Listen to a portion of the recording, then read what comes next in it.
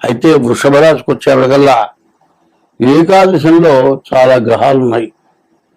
4 గ్రహాలు చాలా బలంగా ఉన్నాయి.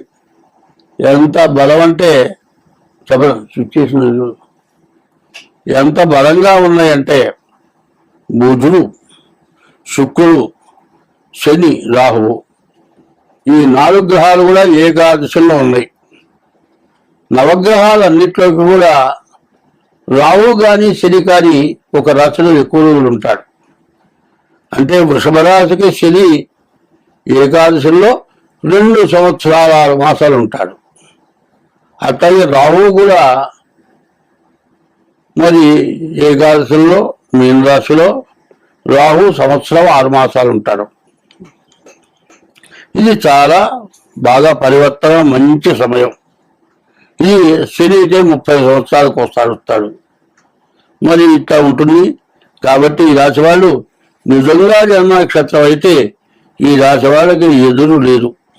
బుధుడు వ్యాపారం బాగుంటుంది, శుక్రుడు వివాహాలు శుభకార్యాలు బాగుంటుంది, శని మోటార్ ఫీల్డ్ లారీలో బండ్లో కారులో కొనుక్కునే వాళ్ళకి, రాహు మీ ఆస్తులు కొనుక్కోవటానికి కానీ ఇంతకుముందు మీ ఆస్తులు ఎవరికైనా కబ్జాలో ఉంటే ఆ ఆస్తులు తిరిగి రావటానికి కానీ ఇది బాగా కలిసి వచ్చే టైము. తర్వాత గురువు కూడా ద్వితీయంలో ఉన్నాడు, ధనాధిపతి కుజుడు బాగున్నాడు. మరి 4, 3, 7 గ్రహాలు బాగున్నాయి. ఇది నిజంగా మీ జన్మ నక్షత్రం అవునో కాదో చూసుకోవాలి. ఏదో గాలికి పెట్టిన పేరంటే ఇష్టం వచ్చిన పేరు. ఇష్టం వచ్చిన పేరు గోచారం కాదు. మీరు పుట్టినరోజు జన్మ నక్షత్రాన్ని బట్టి పెట్టేదే గోచారం అవుతుంది. మరి దానిగాక అది 25 వంతులు ఎదురవుతుంది, జన్మలగ్నం 75 వంతులు జరుగుతుంది. ఈ రాశి వాళ్ళకి చాలా బాగుంది. కాబట్టి జన్మలగ్నం కూడా చూపించుకుంటే మీరు దాదాపు ఈ సంవత్సరం పొందినంత లాభం ఈ సంవత్సరం పొందరు. ఎందుకంటే 9 గ్రహాల్లో 1-2 గ్రహాలు బాగుండకపోయినా వాటికి తగిన దోషం పోవటానికి పరిహారం చేసుకుంటే అసలు మీ అంత సంపాదన పనులు ఎవరు ఉండరు. చాలా బాగుంటుంది.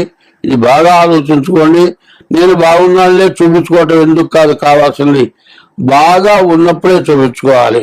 కారణం ఏంటంటే బాగా డబ్బులు వచ్చేటప్పుడు అనవసరమైన దండ ఖర్చులు పెట్టకుండా ముఖ్యమైన ఖర్చులు పెట్టుకొని మిగిలిన డబ్బులు జాగ్రత్త చేసుకుంటే కష్టం వచ్చిన రోజు, ఆరోగ్యం బాగుండని రోజు,